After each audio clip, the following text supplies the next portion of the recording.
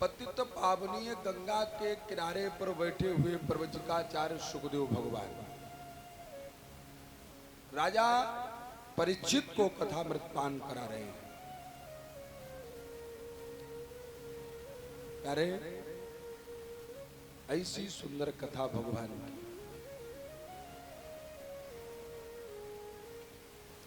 भाव का भूखा हूं मैं और भाव ही एक सार है। भाव से भज लो मुझे तो भव से बेड़ा पार है।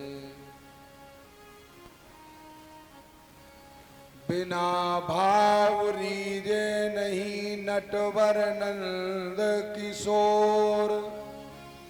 ए भाई, भागवत की कथा में, राम की कथा में कभी भी जाओ,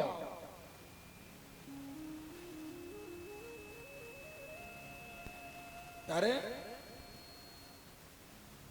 कुछ न कुछ लेकर के जाना चाहिए। अरे कुछ भी न हो तो भाव लेकर के चले जाओ। राम के चरणों में, कृष्ण के चरणों में अपने भाव को निवेदित कर दो। हे प्रभु, मैं अपना भाव निवेदित कर रहा हूं। प्यारे, एक राजा ने बहुत सुंदर दरबार लगाया। उस दरबार में एक स्वर्णकार का आगमन हुआ। एक स्वर्णकार का आगमन हुआ जो सोना चांदी बनाते हैं।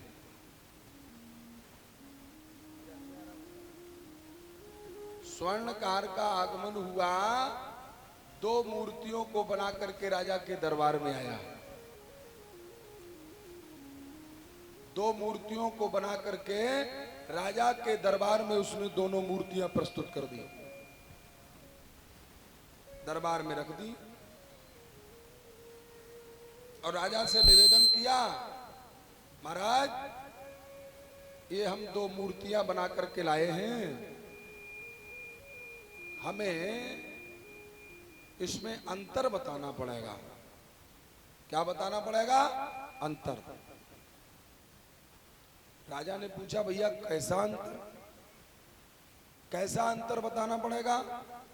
बोले एक मूर्ति तो बेस कीमती है, एक मूर्ति की तो कीमत बहुत है, लेकिन एक इसमें बिल्कुल खाक की है, जिसकी मिट्टी मान लो उसको, लेकिन वो हमें बतानी पड़ेगी कि कीमती मूर्ति कौन सी है।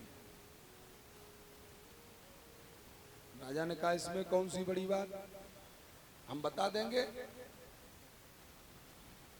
राजा ने कहा, एक सोने की होगी और एक पीतल की होगी। सोने का भाव आजकल बहुत ज्यादा है।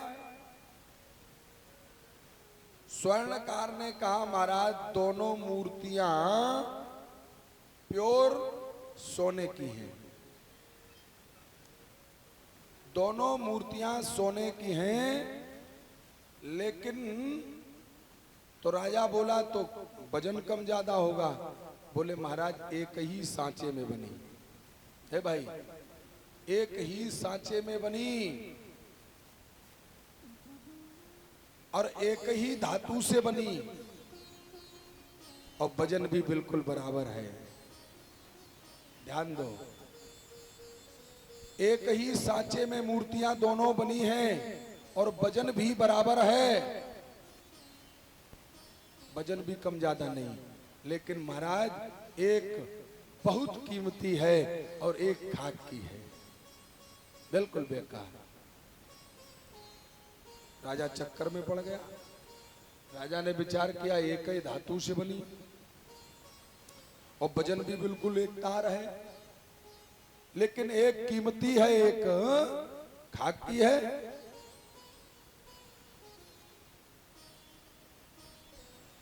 राजा चक्कर में पड़ गया। मंत्री से कहा, मंत्री देखो जरा मूर्तियों में क्या चक्कर है, क्या समस्या है। देखो मंत्री पास में गया और चारों तरफ घूम करके देखा, कहीं पर कोई गड़बड़ी नहीं समझ में आ रही। एक तार बनी हुई है। तब तक एक संत का आगमन हुआ। हे भाई,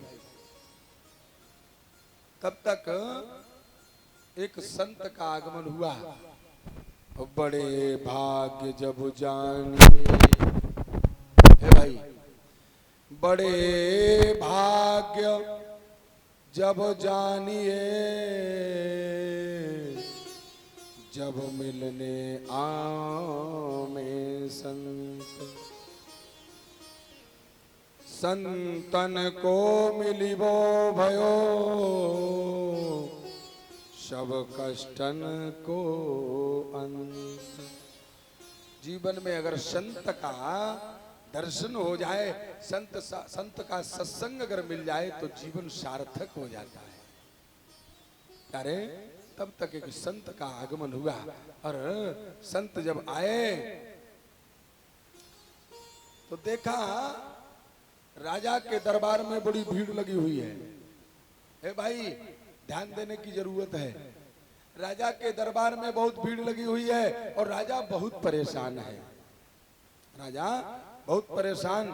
तो उस महात्मा ने देखा और राजा से कहा, आज आपके चेहरे पर कुछ चिंता झलक रही है, क्या बात है, क्या चिंता का कारण बताएंगे। राजा ने कहा, महाराज चिंता तो बहुत बड़ी है। क्या है?